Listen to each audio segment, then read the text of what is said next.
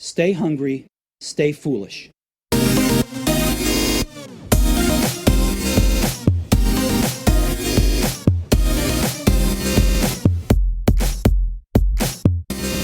There are two stories you hear about making a living as an artist in the digital age, and they are diametrically opposed. One comes from Silicon Valley and its boosters in the media. There's never been a better time to be an artist, it goes. If you've got a laptop, you've got a recording studio. If you've got an iPhone, you've got a movie camera. GarageBand, Final Cut Pro, all the tools are at your fingertips. And if production is cheap, distribution is free. It's called the internet. YouTube, Spotify, Instagram, Kindle Direct Publishing. Everyone's an artist. Just tap your creativity and put your stuff out there. Soon you too can make a living doing what you love, just like all those viral stars you read about. The other story comes from the artists themselves, especially musicians, but also writers, filmmakers, people who do comedy. Sure, it goes. You can put your stuff out there, but who's going to pay for it? Digital content has been demonetized. Music is free, writing is free, video is free. Even images you put up on Facebook or Instagram are free, because people can and do just take them. Everyone is not an artist. Making art takes years of dedication, and that requires a means of support. If things don't change, a lot of art will cease to be sustainable. That is the argument of today's show. We welcome friend of the Innovation Show and author of The Death of the Artist, How Creators Are Struggling to Survive in the Age of Billionaires and Big Tech, Bill Deresiewicz. Welcome back to the show. Thanks for having me back. It's been 3 years, man, since you were last with us when we covered Excellent Chief, so it's really, really good to have you back on the show. And I thought I'd tee you up to introduce the overall argument with a paragraph where you say, being an artist has always been hard, but there is hard and then there's hard. And how hard actually matters. How hard affects how much you get out to do your art as opposed to grinding at your day job, and therefore how good you become as well as how much you are able to make. How hard affects who gets to do it in the first place. The less you can earn from your art, the more you must rely on other sources of support like mommy and daddy. The less money there is in the arts overall, the more they become a rich kid's game. And wealth correlates with race and gender. If you care about diversity, you need to care about economics. The idea that people will do it anyway, that if you're a real artist, you'll make art no matter what, can be the product of only naivety or ignorance or privilege. I'd love if we'd start here, Bill, because this is such an important argument. Yeah, thank you. Thanks very much. I mean, I think you really, with that paragraph and the first two paragraphs that you read in the intro, you've really kind of framed the main thrust of the book and the main question of the book.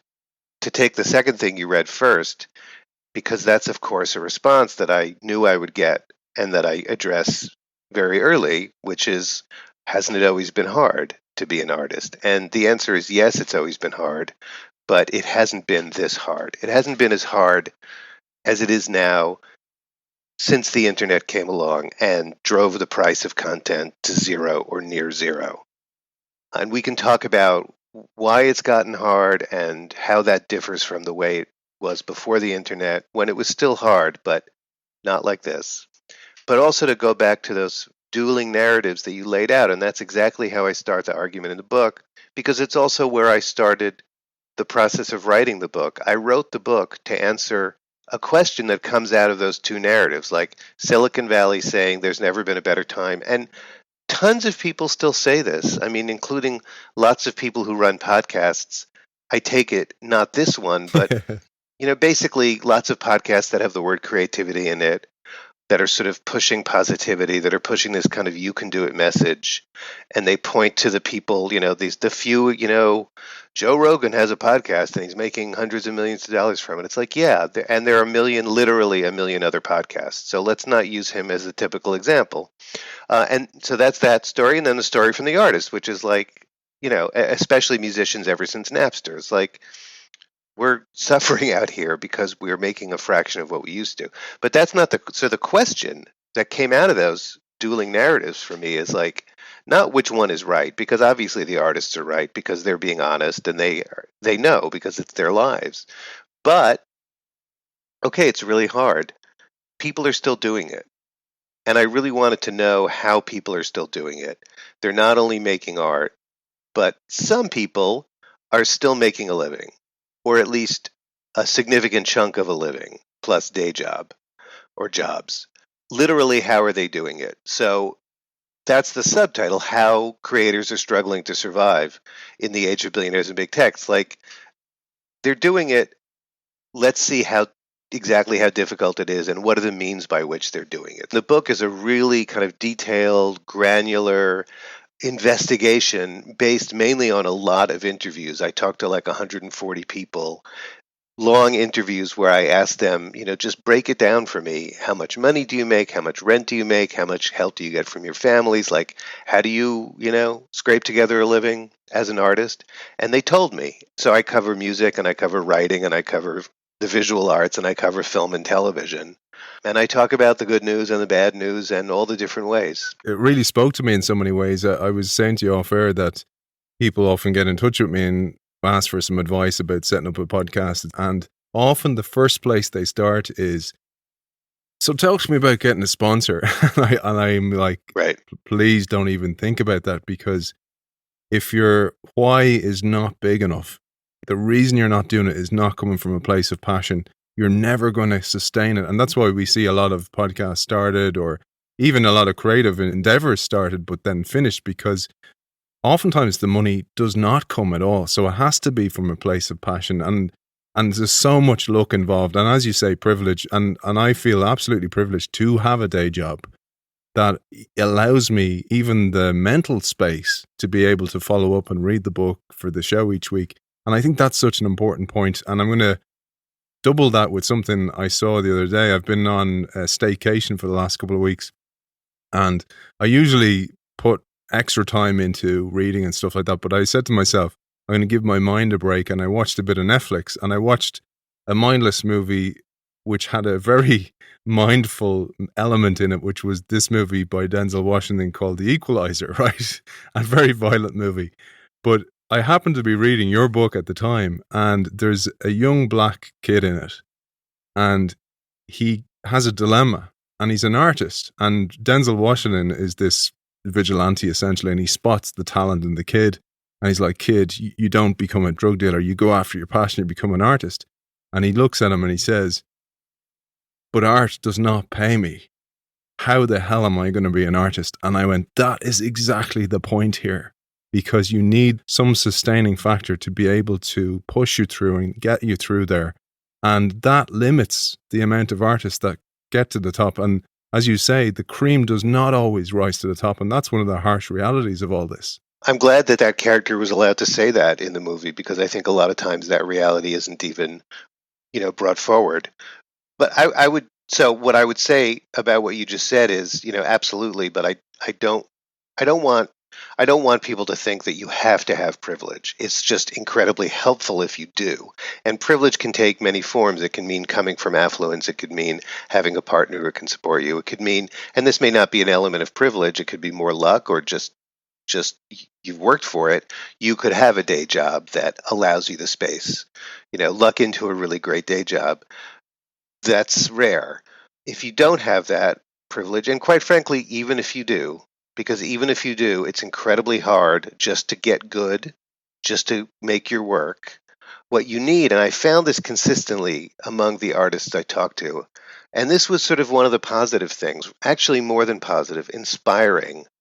I mean, I talked to these people, these dozens of artists, and I saw consistent qualities of character that were incredibly admirable, like an unbelievable work ethic, contrary to what a lot of people think about artists as like lazy weirdos, an unbelievable work ethic, tremendous resilience and resilience in the face of rejection and failure. Because I also have profiles of half a dozen artists in each of these categories, so 24 artists. One is a writer who seems to have been quite successful pretty young. I mean, she's not sort of a big name, but she's had success. And I asked her how she did it, and she said, let me send you my failure resume She wrote a piece for the Washington Post about this, but she created a spreadsheet of all of her querying an agent to represent her book, trying to get a piece published in a literary magazine, whatever it was. There were like 600 items, and her success rate was 3%. So she had 18 acceptances over a 5-year period out of 600 attempts, roughly. And she's a successful person. So think about the resilience it takes to be able to deal with a 97% failure rate. The dedication, you said you have to have a passion. You have to be incredibly dedicated, single-minded, focused. The world, we hear over on this side of the Atlantic that things are different in Europe, but at least in America, when you tell people that you're an artist, that you want to be, they look at you like you're an idiot, like you're a fool. So you have to deal with the world's discouragement, the world's scorn, often your parents' disappointment. But I was talking to people, mostly younger artists, right? I wanted to talk to younger ones because they're actually the ones who are making their way in this new world. So basically people 25 to 40, roughly. I also talked to a few older ones. But these younger ones were actually the ones, or all of them were the ones who survived this winnowing process. Like I was of necessity talking to people who had the resolve to persevere, because many people drop off along the way. So whatever your privilege or luck, or even your talent, which you need also, you need those qualities of character, or you need to develop them fast, because it's a tough, tough business. One of the reasons I thought this show is so complementary to the innovator or the change maker, because the same attributes are so essential to make change in a big organization, or to be an innovator or an entrepreneur. They're the exact same things, because you're going to get rejected more than you're going to be accepted.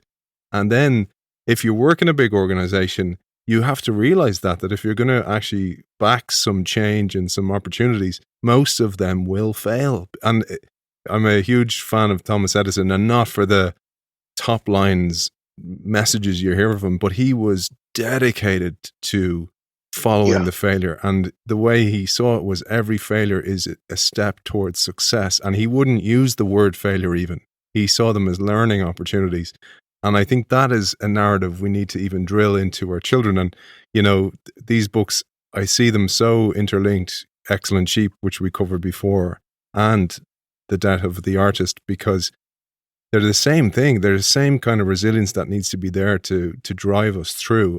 I see some real Venn diagram moments in the book, and with innovators as well. But we'll keep moving, because one of the things you mentioned there about how people consider artists and kind of look down their nose at them or discourage them in some way. But then there's the flip side of all that, which is the lack of money for so many artists. But then there's also the denial of art and money mixing. And you dedicate a lot of time to this, which is important. And, I pulled a line here that spoke to me. It said, "Poverty is authenticity, and authenticity is everything. Bands will take limos to photo shoots where they dress up as bohemian vagabonds. And as for the art world, it is often commercial to be a-commercial. Expressing anti-market values can add to one's success in the market." Yeah. And you say money isn't absent in the arts, it is dissembled. Yeah, this is the first chapter after the introduction, because I know I have to get this out of the way immediately. I'm writing a book about art and money. That's the first sentence of the book. And I know that a lot of people recoil from that. And I've even gotten, fortunately not too much, I've gotten a little bit of hatred about that since the book came out. People telling me that I'm an asshole. And I mean, I don't engage with people like that, but that's the attitude. You know what? It's the attitude that I used to have. This book actually started with an article I put out about 5 years ago. And even just 5 years ago, I still kind of had that attitude. Like, money may be, an unfortunate necessity, but really, ideally, art and money shouldn't have anything to do with each other. If you think about money as an artist, you're a sellout. Art should be pure. Artists should refrain from the market. All that inheritance of mythology that comes to us from the Romantic Age and the last couple of 100 years of the artist as kind of this sort of solitary hero, genius, rebel, blah, blah, blah.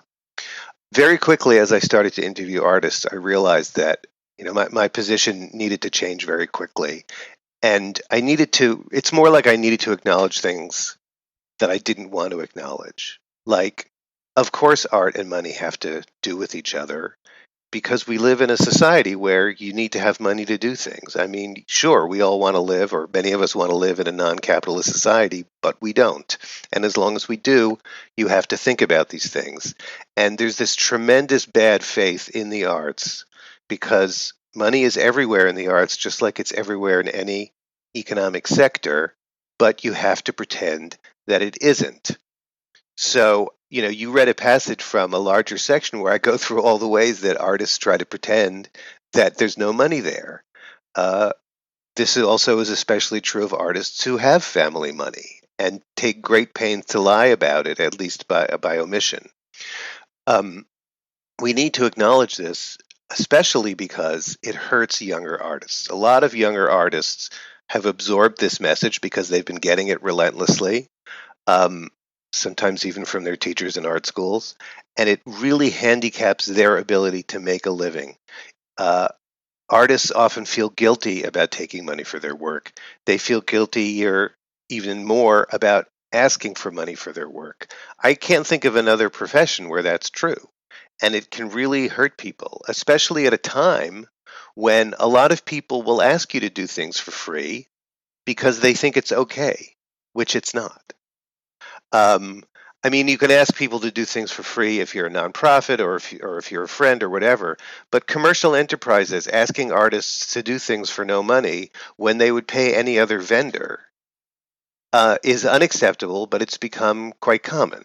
So it's really, really important to talk about these things. And I should also say that these artists who talk to me about intimate details of their financial lives, which you're not supposed to talk about, you're certainly not supposed to ask about. A bunch of them said to me, this is uncomfortable, but I'm doing it because I want other artists, and especially artists starting out, to hear the truth that I didn't hear when I was starting out, and that really hurt me for not having heard. This piece about being asked to work for free, or routinely asked to work for free, or as you say in inverted commas, exposure as a synonym for nothing or for free, Right. really hit a nerve with me because I see this all the time. And I worked in a legacy public organization.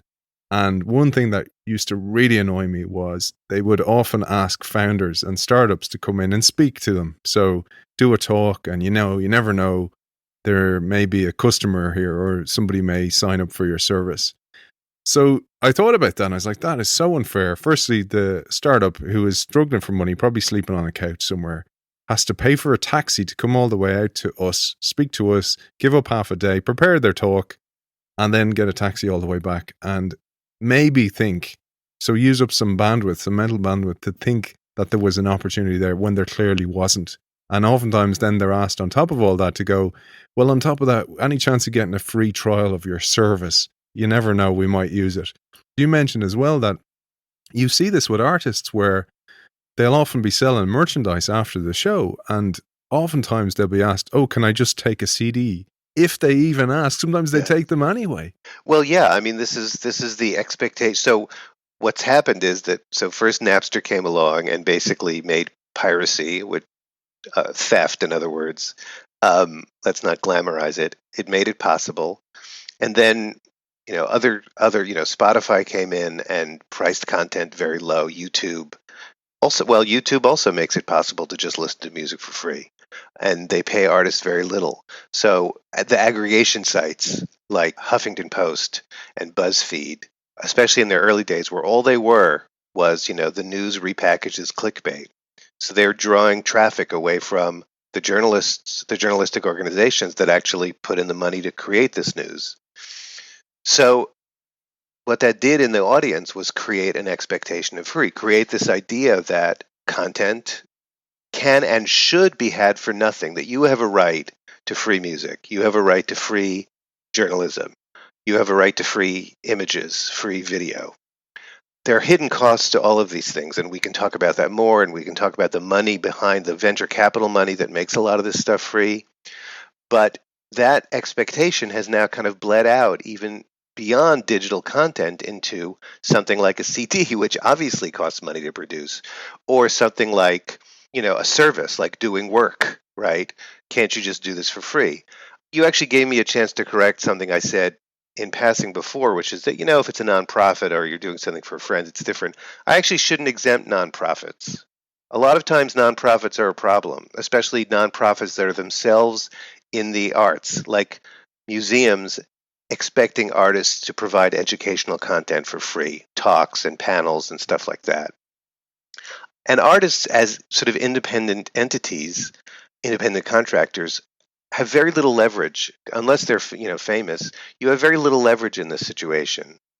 And there's this sort of feeling like, well, this is the norm. This is what I should do. I should just work for free. And it's really important that we not let organizations get away with that. And I know it can be difficult, but if you're in an organization that's doing something like that and you feel like you can, you should call them on it.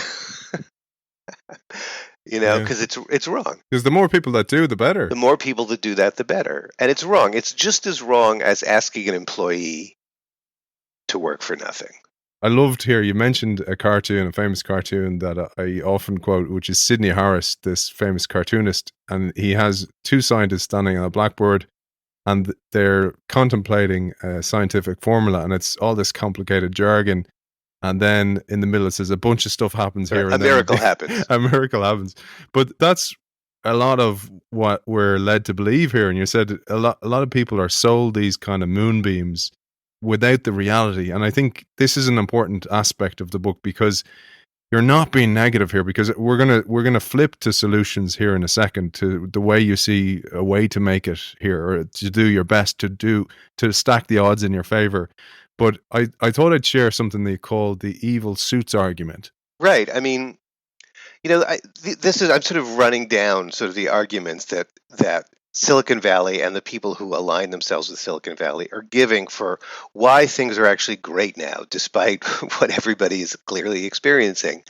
And one of those arguments is, well, they're definitely better than they used to be when you had to rely on evil suits. People, the suits, that's like a phrase in music especially, right? It's like the guys at the labels, and of course they're evil because they work for labels, and musicians are supposed to be, these free creative spirits, and the suits are making them, sign contracts that, it's like a contract with the devil, and there's this whole mythology around it.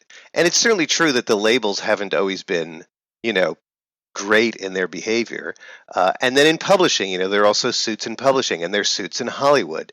But it's also, a lot of it is also a myth. It's also this kind of bullshit, which is, first of all, despite what people want to believe, the suits do a lot of really good things for artists. I mean, the suits include producers who can make your music sound great, who can help you discover your sound, editors who can help you figure out what you want to say in a book.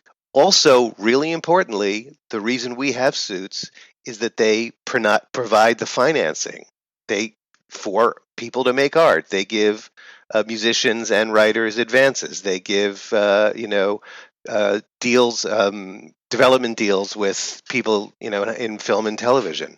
That's really important. And of course, they handle a lot of the stuff that artists generally don't want to do and usually can't do, like publicity and marketing and distribution and all that stuff.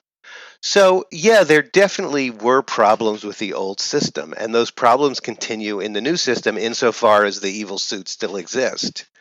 But this idea that we've moved from this, terrible situation of exploitation to this wonderful world where everybody can just do what they want because the internet has magically made it possible for you to reach an audience on your own is, at best, a simplistic half story that we cannot sort of swallow that story whole.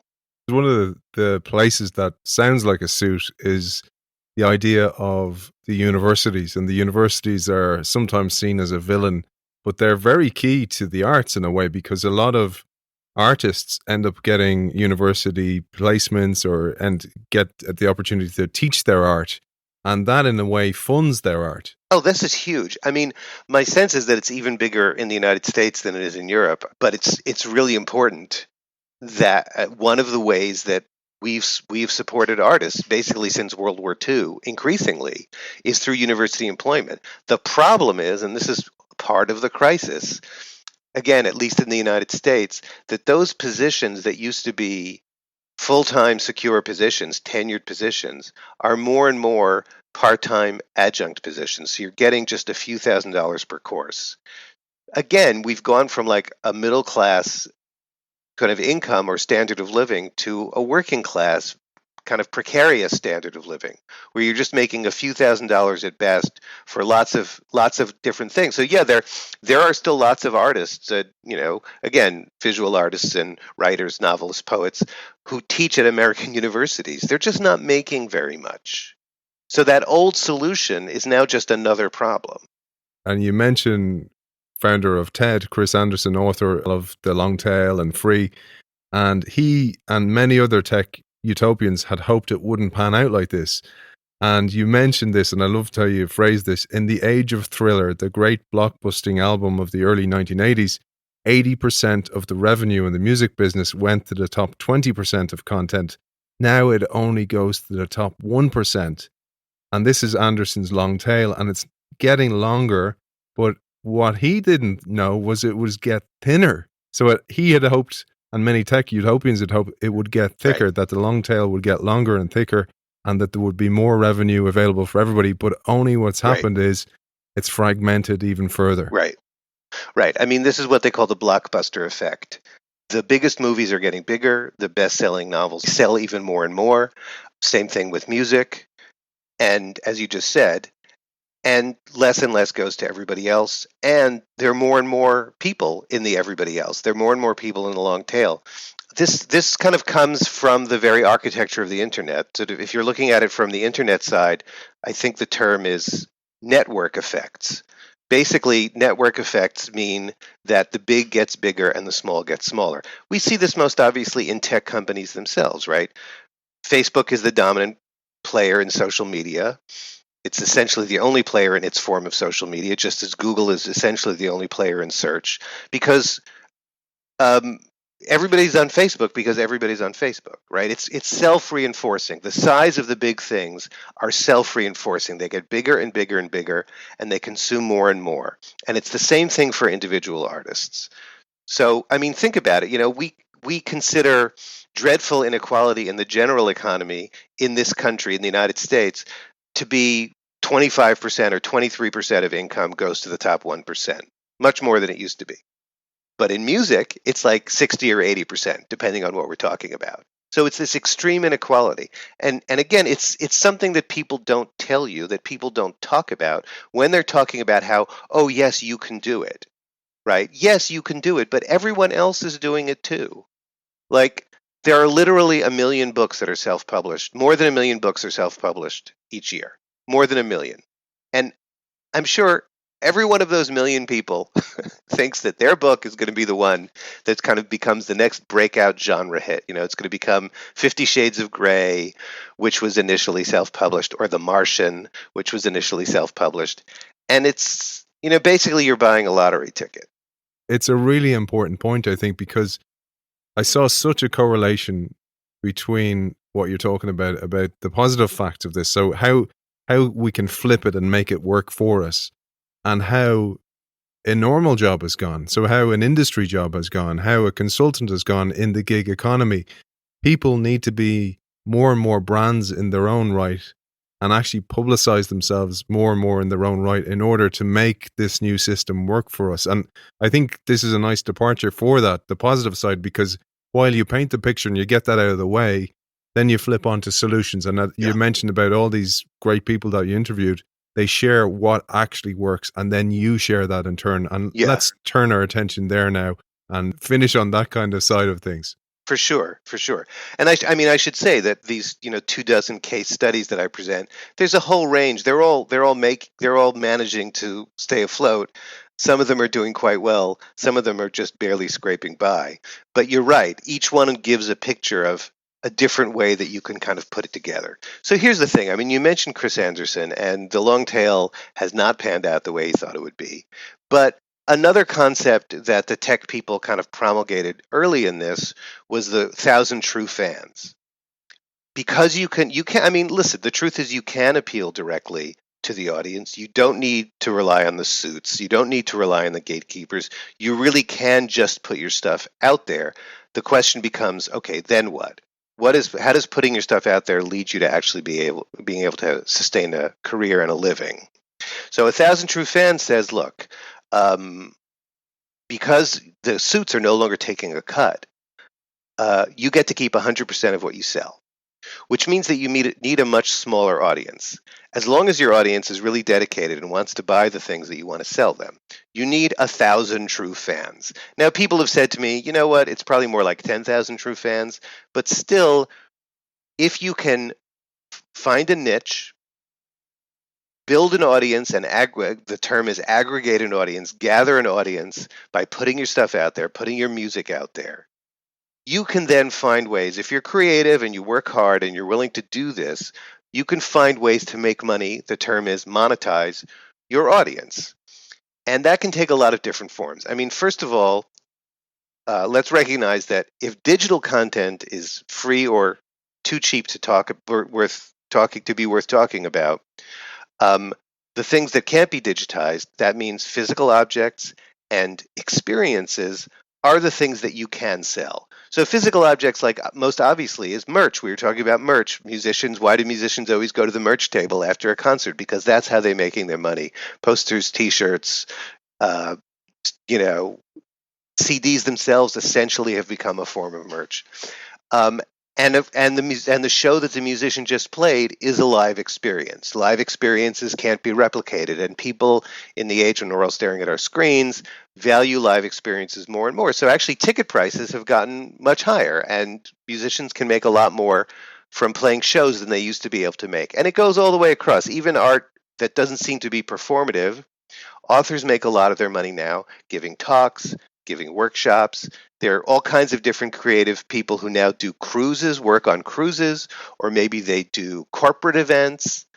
Another big sort of category is crowdfunding. Crowdfunding has become really important, specifically Kickstarter, which gives you basically the equivalent of an advance that you would have gotten from the suits, and Patreon, which is kind of like a steady income because people are paying you monthly. Most, I would say, of the young creators I talk to do Kickstarter and or Patreon. Now, the media has presented those sometimes as a panacea, like this has now solved all of our problems. The truth is that even under the best of circumstances, you're only going to make part of what you need from crowdfunding, and a lot of people do crowdfunding projects that don't make anything at all. You know, Kickstarter, if you don't meet your goal, you get nothing, and it takes a lot of work, and you can actually lose money doing it. But that's becoming another important piece.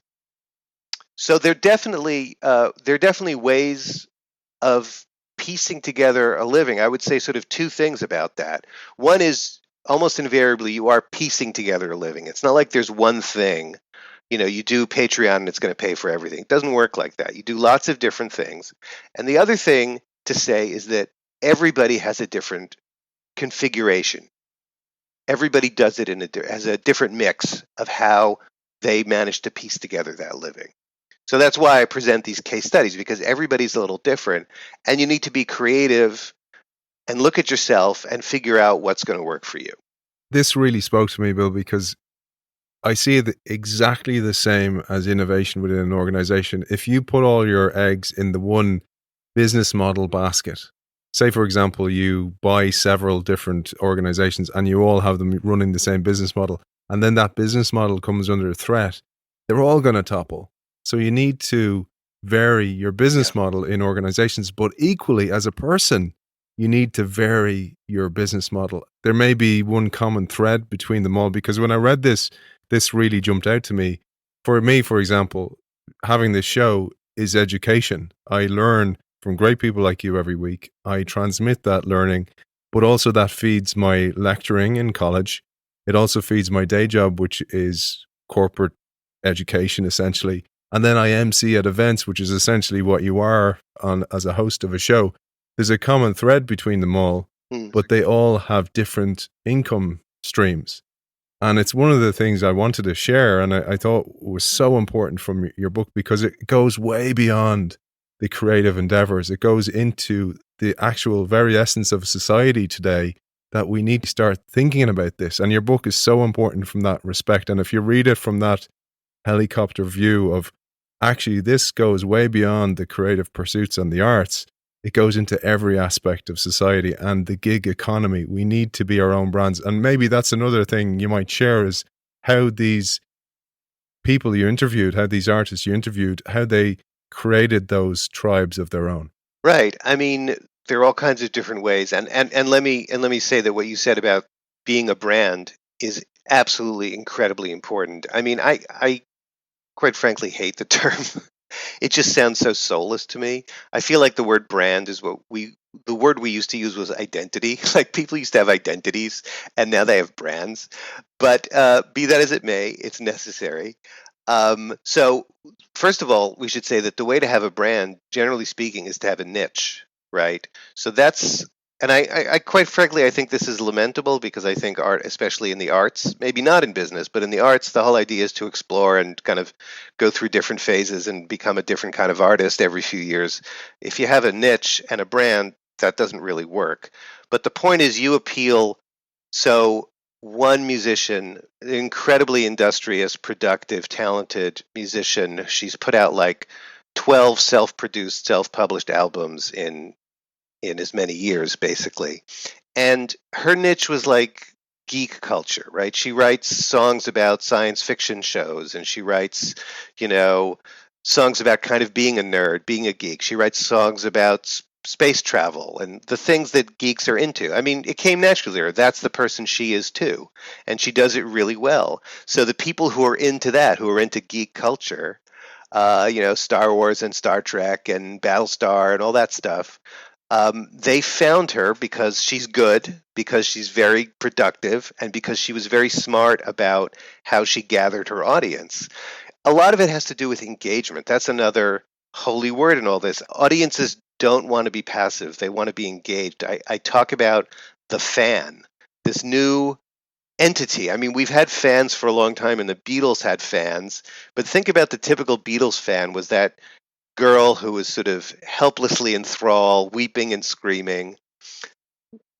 The fan is now the one who's empowered, right? The fan, because of the tools that the internet places at the disposal of fans, it's like the fans are in the driver's seat and they want to be engaged. So her name is Marion Call. She did online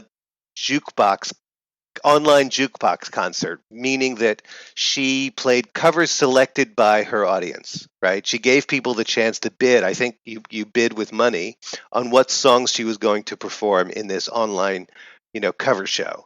She did a tour. She did a 50 states tour. She played at least one show in all 50 states. I think it took her 9 months. And a lot of the shows were organized, and the venues were selected, the cities were selected. They were house shows, but the cities were selected by her fans. So her fans were engaged. Her fans were participating. Fans want to think that they are part of it. They want to kind of have a vicarious experience of creation.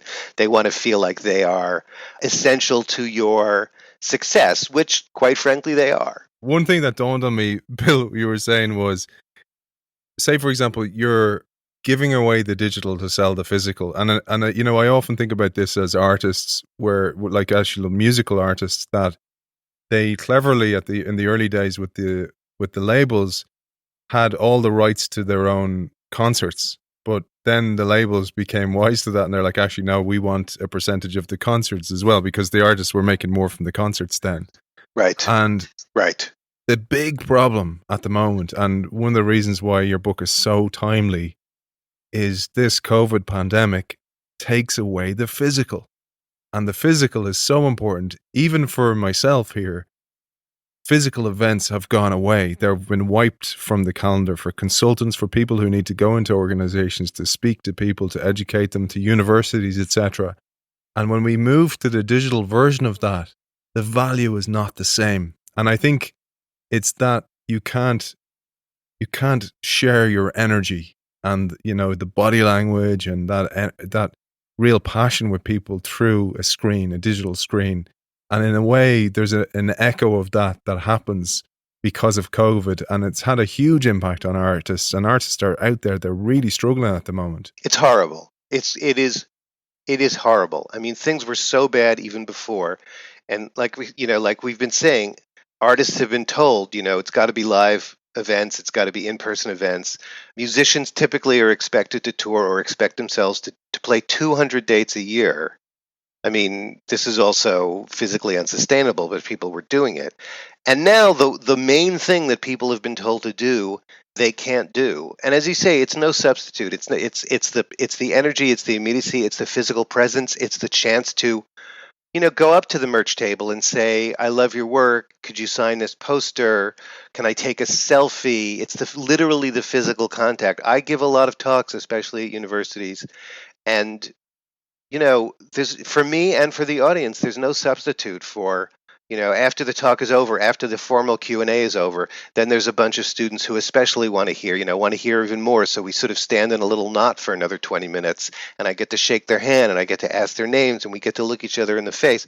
None of that stuff can happen. So artists are incredibly resourceful and nimble and resilient. So they are they're immediately started to figure out workarounds, online concerts, and people were getting better at figuring out how to do online concerts, and comedians had to do stand-up sets online.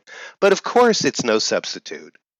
As you say, the value is much less, and that also means that the financial value is much less. It's not clear how much those online concerts are paying, if anything, and they're certainly not going to pay what an in-person event used to be able to pay. It's a huge thing. It really is. And it's a huge, huge thing. One thing I wanted to ask you was, if, say, for example, my kid came to me now and was like, "Dad, I want to be an artist," and I had one line to give them, one phrase or one little opportunity to give them a message, what would be that message from you? If that was you and I went, "Actually, talk to Bill.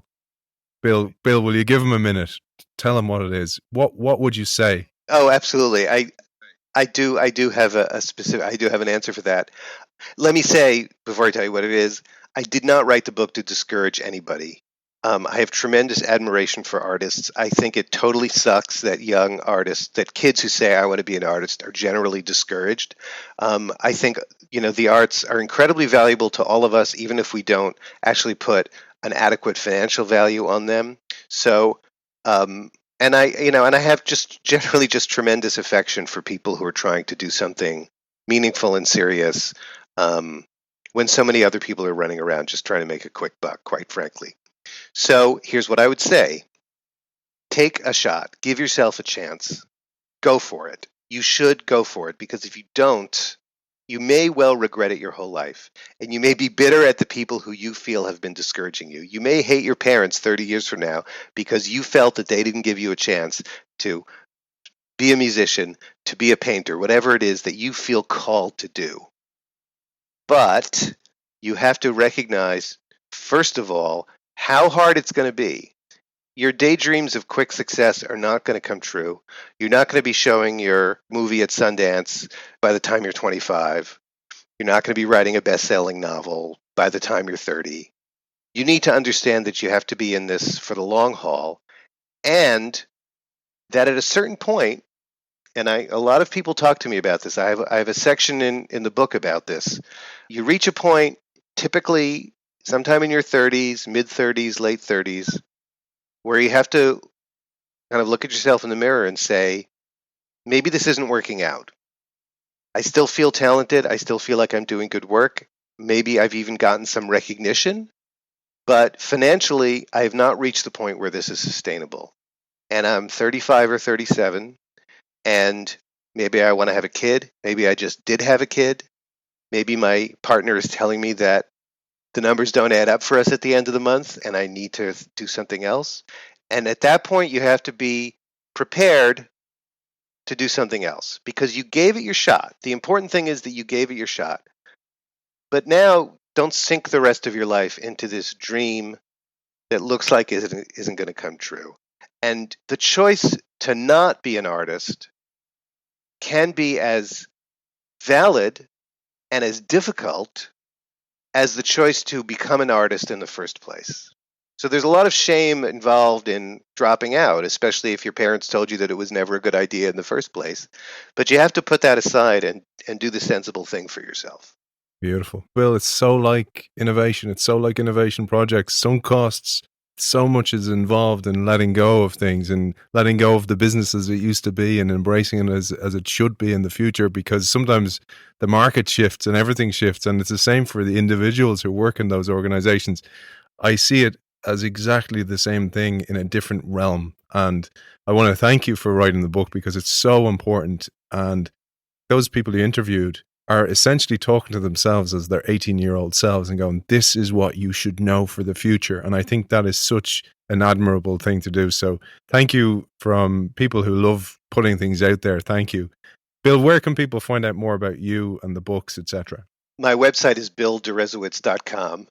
I know that you have to spell Derezowitz to be able to figure that out, but you should, you see my name on this podcast, billderezowitz.com. The book is available anywhere books are sold. I have buy buttons on my website, so you don't have to go necessarily to Amazon, which, of course, I probably shouldn't say this, but it's better if you don't buy your books from Amazon because they are monopolistic predators in the book market. But anywhere you can get a book, you can get this book. Bill, it's been an absolute pleasure as always speaking to you. I will put up links to the previous show, which was 3 years ago, Excellent Sheep, which is still such a brilliant read, so relevant.